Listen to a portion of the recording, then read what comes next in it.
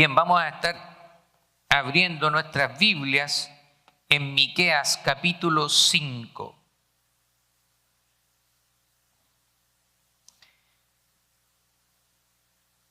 El sermón del día de hoy se titula El Mesías es profetizado. Y nos vamos a poner de pie, solamente vamos a leer un versículo de esta profecía de Miqueas. Vamos a darle lectura a la palabra del Señor. Dice: pero tú, Belén Efrata, pequeña para estar entre las familias de Judá, de ti me saldrá el que será Señor en Israel. Y sus salidas son desde el principio, desde los días de la eternidad. Padre, en el nombre de Jesús, tu palabra, Señor, ha sido leída y yo te pido que a través del Espíritu Santo tú puedas dar, Señor, el entendimiento, Señor amado, la exhortación para cada uno de nosotros. Te pido que puedas abrir nuestros ojos espirituales, nuestros oídos espirituales, nuestro corazón, para recibir lo que tú tienes para nosotros. En el nombre de Jesús te lo pedimos. Amén y amén. Amén. Tome asiento, por favor. Bueno, vamos a continuar con nuestra serie navideña que hemos titulado Navidad a través de los tiempos. Y como iglesia estamos recorriendo la historia bíblica para ver cómo Dios anunció, preparó y cumplió la llegada de su Hijo Jesucristo. La semana pasada nosotros estuvimos viendo lo que se llama la encarnación de Jesucristo, ¿cierto? Jesucristo preencarnado, Jesucristo antes de nacer, porque muchas veces pensamos que Jesucristo comenzó ahí en Belén naciendo de un bebé, pero Jesús ya ha existido desde la eternidad en una comunión perfecta con el Padre y con el Espíritu Santo.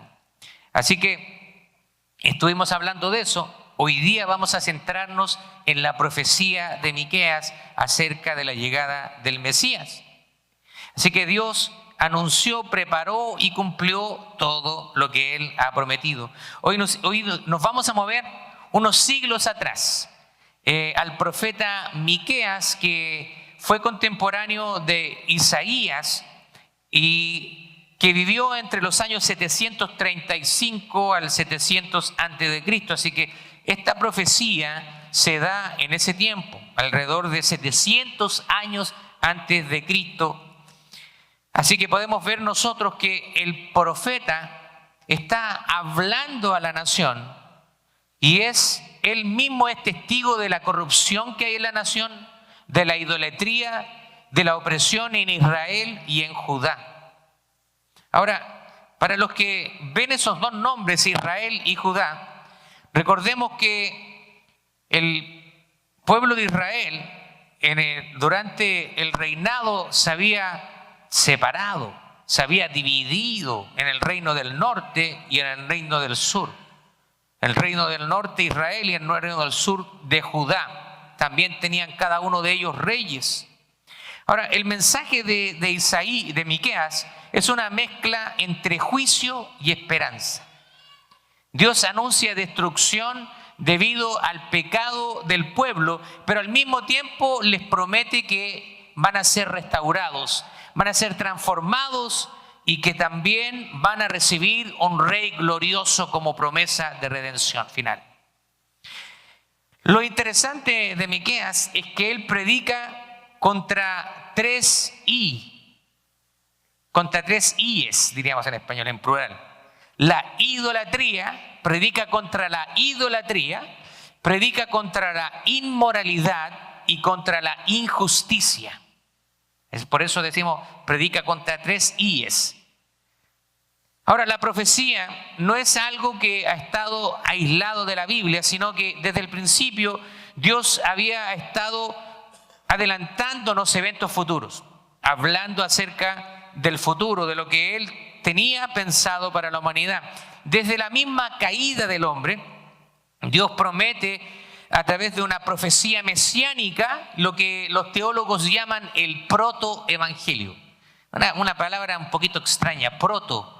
Proto es el principio o primer, ¿cierto? Lo primero, el comienzo. Entonces, proto-evangelio significa el primer mensaje evangelístico o el primer mensaje de una buena nueva de algo que iba a suceder en el futuro. Nosotros lo vemos aquí en Génesis capítulo 3, verso 15, donde dice: y pondré enemistad entre ti y la mujer, entre tu simiente y la simiente tuya. Esta te herirá en la cabeza y tú la herirás en el calcañar.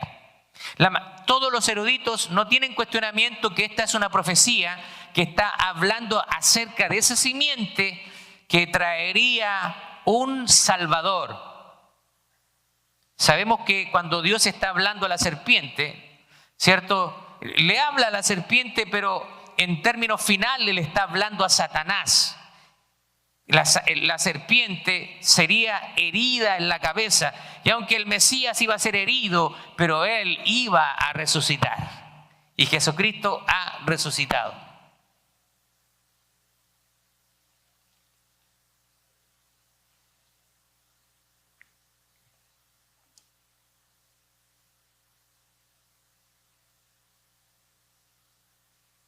Vamos a ver si es este micrófono. Si sigue con, vamos a usar uno de mano si tenemos un problema con él. Ahora, volviendo a esta profecía, desde ese punto en adelante la historia apunta hacia la llegada del Mesías. Ahora, muchas personas han tratado de entregar profecías. Incluso había un famoso escritor que se llama Nostradamus. Y muchos dicen: no, mira, esto es lo que dijo él, se está cumpliendo. Pero la verdad es que si usted analiza las profecías de Nostradamus, son profecías muy vagas que podrían aplicarse a muchos eventos. Pero a diferencia de la profecía bíblica es exacta, porque proviene del que conoce todas las cosas. Jesús él mismo cumplió más de 300 profecías referentes a su nacimiento. Vida, muerte y resurrección. Vamos a cambiar el micrófono mejor para que no nos moleste.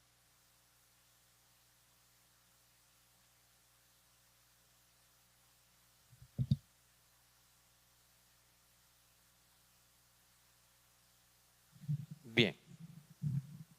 Ok, vamos a utilizar el micrófono 1, ahí también para que lo puedan ajustar en el streaming. Gracias. Bueno, vamos a seguir. Entonces les decía que Jesucristo él mismo cumplió más de 300 profecías. Y lo más maravilloso y extraordinario de esto, que fue completado el Antiguo Testamento aproximadamente 400 años antes del nacimiento de Jesús, durante un periodo de silencio profético, donde no se añadió ni una palabra más, pero las promesas seguían vivas. Existe algo que se llama, entre el Antiguo y Nuevo Testamento, un tiempo que se llama el silencio. Son 400 años donde Dios no habló profecía y no habló a su pueblo. Entonces por eso se le dice 400 años de silencio entre Malaquías y Mateo. Mateo ya aparece con el nacimiento del Mesías. Ahora, esto nos muestra algo fundamental, que la Biblia es inspirada por un Dios soberano que conoce el fin desde el principio. Así que hoy lo que vamos a hacer es contemplaremos una de las profecías más poderosas del nacimiento del Mesías, y es que la promesa de que nacería en Belén, en un pequeño pueblo llamado Belén. Vamos a ir al punto número 1 de este sermón, que es la profecía del lugar de nacimiento Belén Efrata. Como dice ahí: pero tú, Belén Efrata, pequeña para estar entre las familias de Judá, de ti me saldrá el que será el rey, el Salvador. Así que Belén es una ciudad que no era una ciudad importante, era una ciudad pequeña e insignificante a vista humana. No era una capital, no era un centro militar, ni un lugar destacado políticamente. Era una pequeña, quizás aldea, casi insignificante, pero Dios se complace en usar las cosas pequeñas para cumplir sus propósitos eternos. Porque Dios no mira como nosotros miramos. Quizás era un pueblo insignificante, nadie pensaría de que ahí saldría algo grande, pero el Señor le plació que en ese pequeño pueblo naciera el Salvador del mundo. Miren lo que dice 1 Corintios capítulo 1, versos 27 al 29.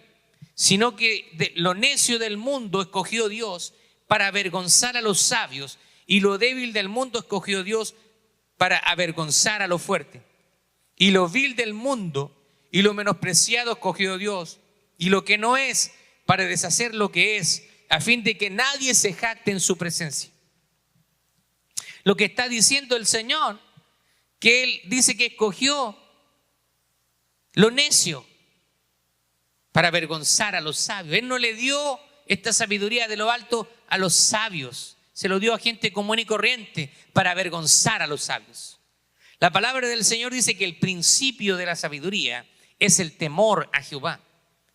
O sea, eso quiere decir que cuando un hombre no cree en Dios, ante los ojos de Dios, ese hombre es necio, porque no está mirando todas las maravillas de la creación y a veces puede dar explicación del origen de las cosas con cosas que son absolutamente absurdas.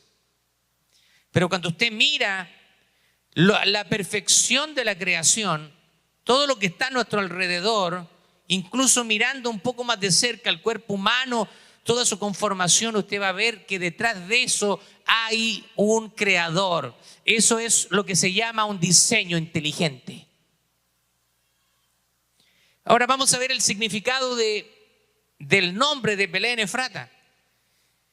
Porque acá Miqueas lo nombra como Belén Efrata. En algunos evangelios lo nombran como Belén de Judea. Vamos a ver ese nombre. Efrata de Efrat significa lugar de abundancia. Y Belén, o en el idioma original Bethlehem, significa casa de pan. Esto me gusta mucho porque a veces hay palabras que se transliteran de manera más precisa. Y en inglés, Belén se dice Bethlehem. De hecho, aquí cerquita está una ciudad que se llama Bethlehem. Así que quiero decirles que esa en inglés lo tradujeron de manera más acertada que en español. En español es más cortito, Belén. Ahora, es interesante que en Juan capítulo 6, verso 35, el pan de vida nacería en la casa del pan. Porque Jesucristo dijo, yo soy el pan de vida. Y el pan de vida nació en la casa de pan. El pastor Denny hablaba en la mañana que él es un fanático del pan. Y yo también me identifico con eso. De hecho, tengo que ser honesto con usted. Cuando me moví de Chile a los Estados Unidos, lo que más eché de menos, uno echa de menos muchas cosas, pero lo que más eché de menos era el pan. Porque no hay pan como en Chile. Esa marraqueta, que es un tipo, en especie de pan francés, que usted lo compra en los negocios de la esquina, usted va y está recién horneado, se quema las manos y usted lo parte y le pone mantequilla y se lo come calentito, crujiente. ¡Qué delicia! Es una delicia. Yo creo que todas estas cosas también, en Chile hubieron muchos inmigrantes y hubieron migrantes italianos, así que también hay mucha historia ahí de todas estas costumbres que nos llevaron a Latinoamérica. Pero Jesucristo es el pan de vida. Así como cuando tú te gozas comiéndote un pan calentito, dice que Él es el pan que satisface todas nuestras necesidades. El Mesías iba a venir e iba a saciar el hambre espiritual del mundo, y porque Él nacería en el lugar de abundancia, en Efrata. Belén Efrata es lo mismo que decir Belén de Judá. Ahora, ¿por qué este nombre?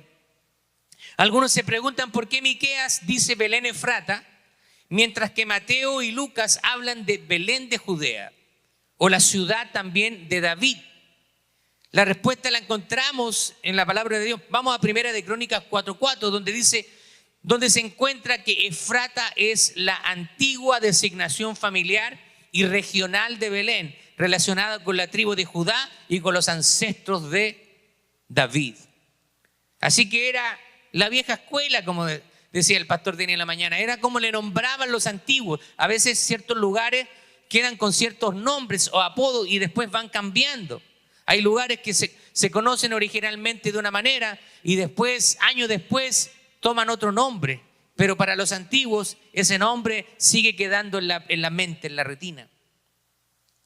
Ahora, Dios no solo profetizó el nacimiento del Mesías, sino que profetizó el lugar exacto que iba a nacer el Mesías 700 años antes de que él naciera en Belén.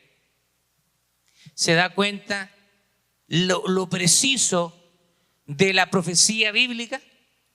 No solamente está anunciando el Salvador, sino que está diciendo dónde iba a nacer. De hecho, cuando Herodes manda a buscar a estos sabios, ellos sabían exactamente dónde iban a nacer. Ellos conocían las profecías de dónde iba a nacer el Salvador. Vamos al segundo punto, que es la identidad del Mesías prometido. El texto aquí continúa, dice, Miqueas, de ti me saldrá el que será Señor en Israel. Es decir, iba a nacer un rey, pero no un rey cualquiera, no un rey de un linaje terrenal. Han habido reyes poderosos, pero esos reyes luego mueren y a veces sus dinastías se terminan. Pero aquí iba a venir un rey que es eterno, cuyo reino no tiene fin y no tiene principio. Será el verdadero gobernante del pueblo de Dios. Y esto me hace recordar cuando el pueblo de Israel pidió rey. Porque muchas veces nosotros como pueblo de Dios miramos hacia afuera y pensamos que afuera tenemos cosas mejores que en la presencia del Señor, pero no es así. Y el pueblo de Israel, siendo influenciado por todas estas culturas paganas, por otros países paganos, ellos vieron que tenían rey y que dijeron, queremos un rey. Había una teocracia en Israel. Quiere decir que Dios gobernaba, Él daba direccionamiento y ahora ellos querían una monarquía, ellos querían un rey. Y Samuel se siente, Señor, me han rechazado. ¿Y qué le dice el Señor? Samuel, tranquilo, no te han rechazado a ti, tú solamente eres el mensajero, es a mí a quien me han rechazado. Por eso que también nosotros cuando entregamos el mensaje y lo rechazan, no se sienta mal. Yo sé que cuando estamos nuevos en el Evangelio y le predicamos a alguien y nos tratan mal, lo sentimos, lo tomamos a personal. Pero cuando usted va madurando las cosas del Señor, usted simplemente sabe que no lo están rechazando a usted, sino que están rechazando al que lo ha enviado con ese mensaje. Lo asombroso es lo que sigue. Dice, y sus salidas son desde el principio, desde los días de la eternidad. Wow. O sea, está hablando de un rey que es eterno, que no tiene principio ni fin. La semana pasada nosotros hablamos, ¿cierto?, de Cristo preencarnado.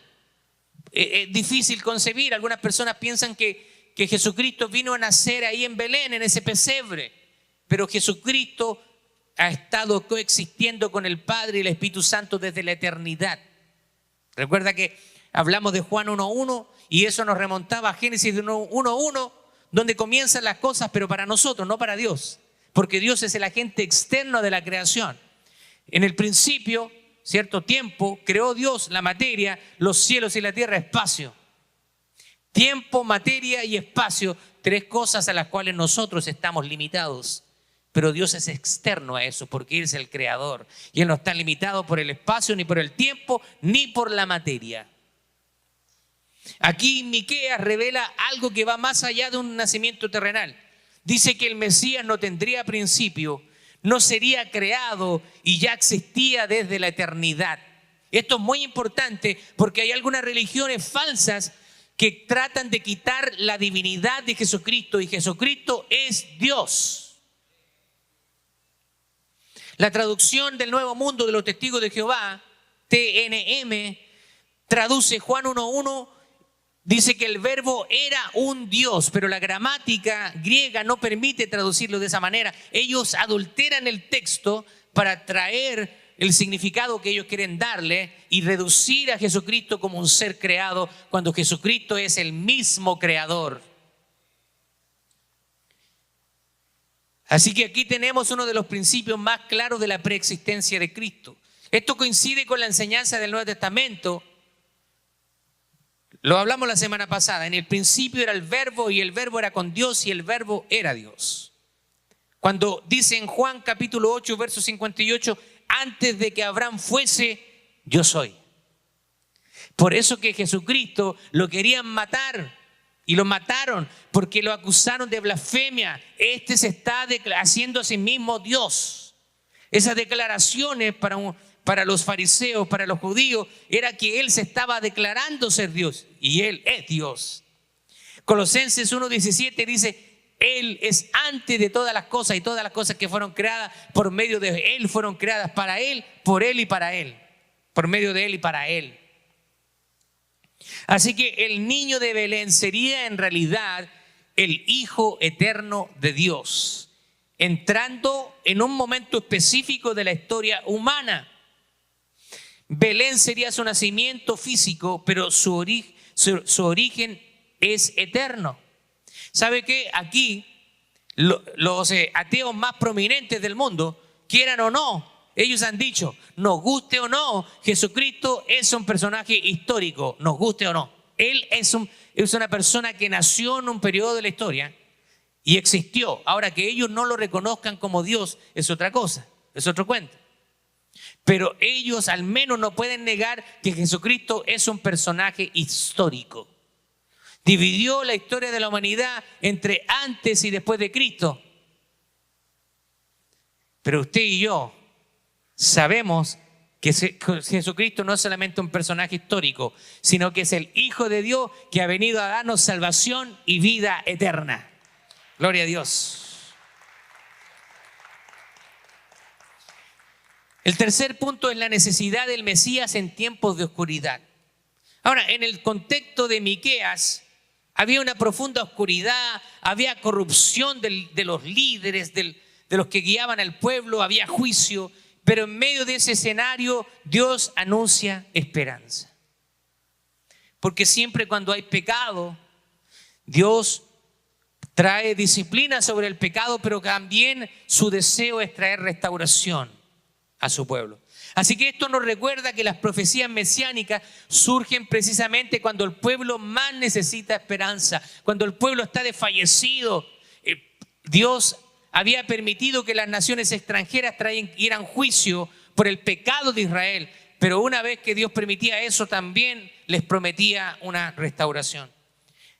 Así que cuando el pecado parece reinar, cuando la justicia aumenta, cuando la fe se enfriaba, cuando los líderes eran corruptos, cuando el pueblo estaba bajo opresión, Dios promete: vendrá uno que será rey, pastor, salvador y señor.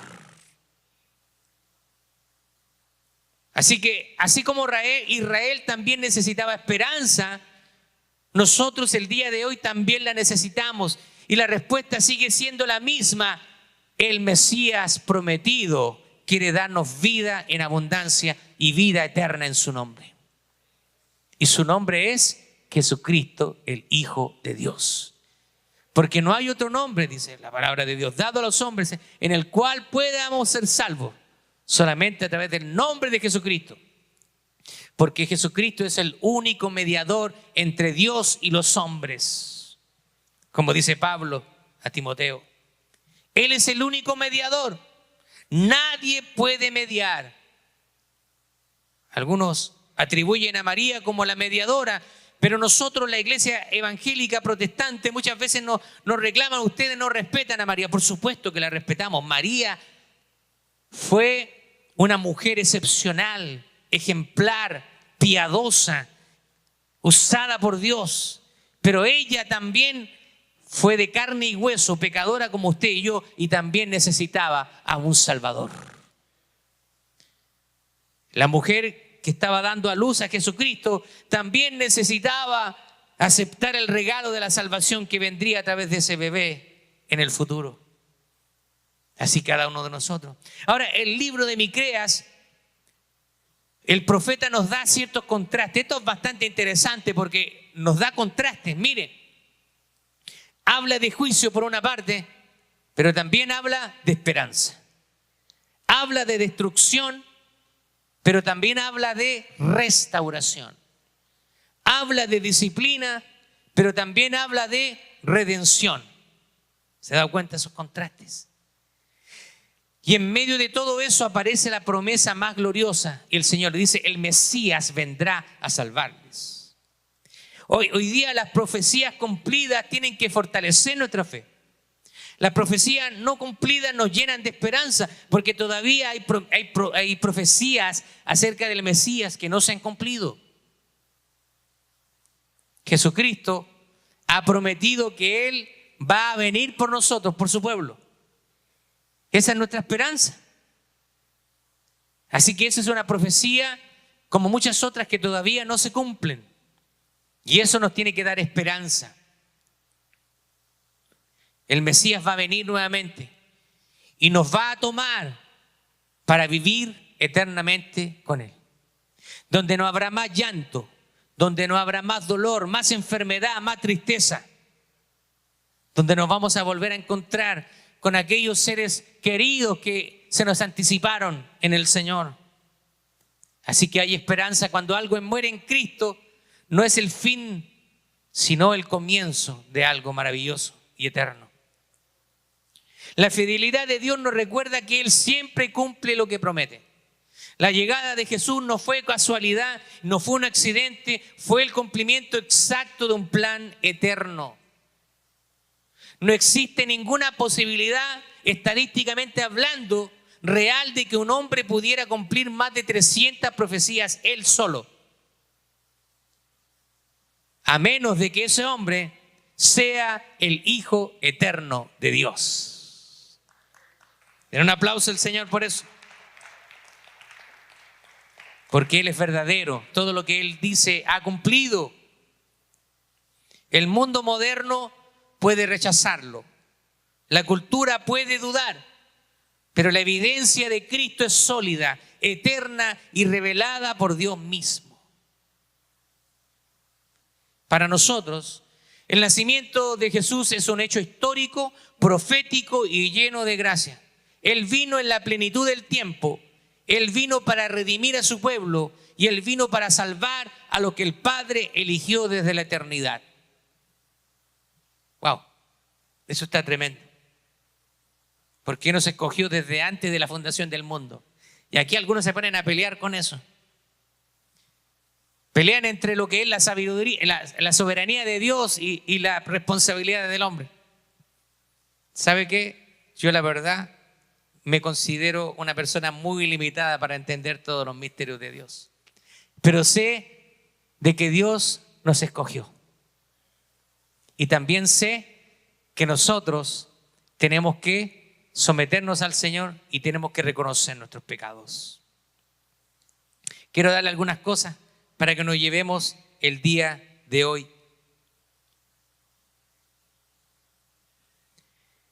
Primero, crea firmemente en la palabra profética de Dios. Lo que Dios ha prometido lo va a cumplir. Él no es hombre ni hijo de hombre para mentir. A veces nosotros nos comprometemos, decimos cosas, no cumplimos, pero Dios cumple su palabra. El Señor no es como nosotros. Él lo que habla, lo cumple. A veces nosotros, ¿a qué hora nos juntamos? A las 7 de la tarde, 7:15 y todavía no llegamos. Así que doy gracias al Señor de que Él no es hispano. Él siempre llega a tiempo.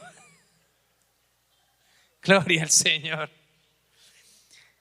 Si Dios cumplió cada detalle del nacimiento del Mesías, cumplirá también sus promesas para ti. Él te ha prometido cosas. Él tiene promesas maravillosas para los que le aman. También quiero animarte de que puedas dedicar tiempo cada día, cada semana para leer la palabra de Dios, para estudiarla y memorizarla. No es un tema de capacidad, porque usted ve a los niños, ellos se pueden memorizar canciones rapidísimo.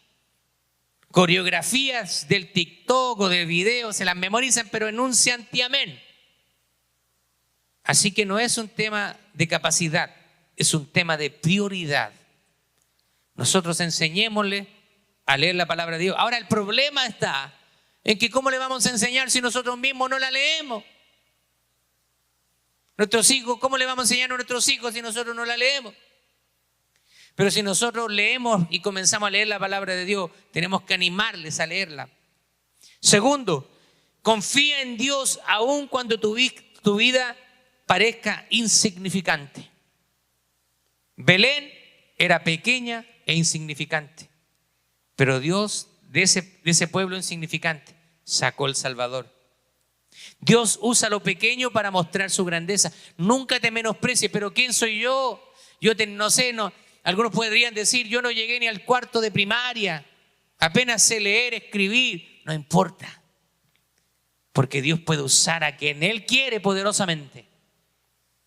Nunca te menosprecies. ¿Sabes por qué? Porque no es por tu fuerza, es por el Santo Espíritu de Dios.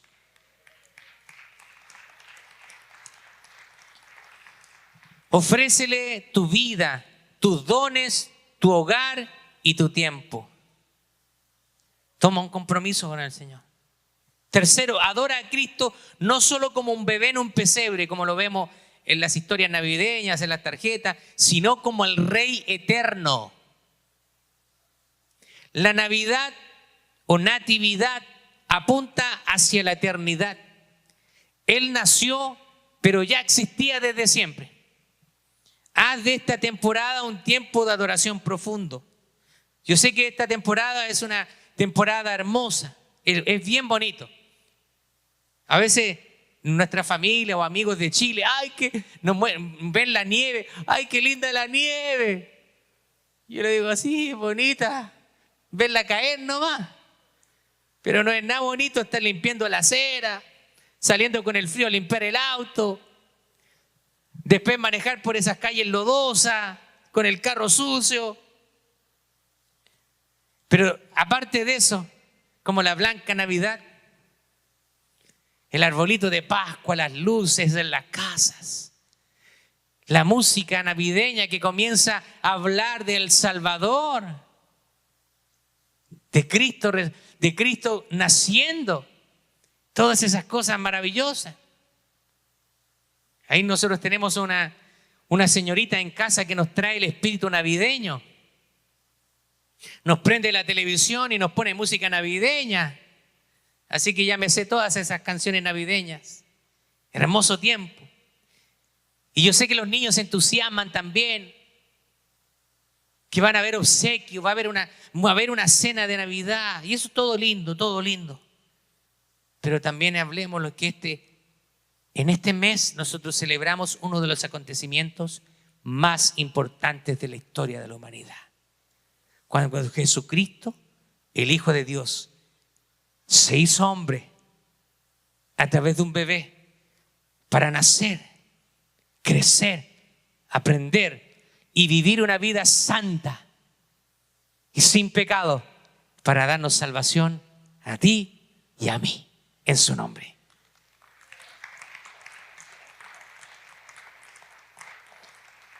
El cuarto punto que quiero dejarte es: comparte la esperanza del Mesías con otras personas. Este es un tiempo donde la gente está más sensible a hablar de las cosas espirituales. Háblale de Cristo, háblale de Jesús. Dile, quiero contarte acerca de ese bebé que nació en Belén. Su nombre es Jesús, y cuéntale qué es lo que hizo por él, por ella, que vino a vivir una vida santa, sin pecado, para darnos salvación, derramando hasta la última gota de su sangre. Así como la profecía anunciaba la luz en medio de la oscuridad, Tú eres llamado a ser luz para otros. Recuerde lo que dijo Jesús en el libro de Mateo. Ustedes son la luz del mundo. Nosotros somos la luz del mundo. Pero ¿sabe qué? Nosotros somos como la luna. La luna no tiene luz propia. La luna refleja la luz que proviene del sol. Y usted en la noche la ve la luna blanca, resplandeciente y puede alumbrar bosques. Pero esa luz no es intrínseca, no es proveniente de ella misma, sino que ella refleja la luz. Asimismo, nosotros reflejamos la luz que viene de Cristo y la entregamos y alumbramos la vida de otras personas.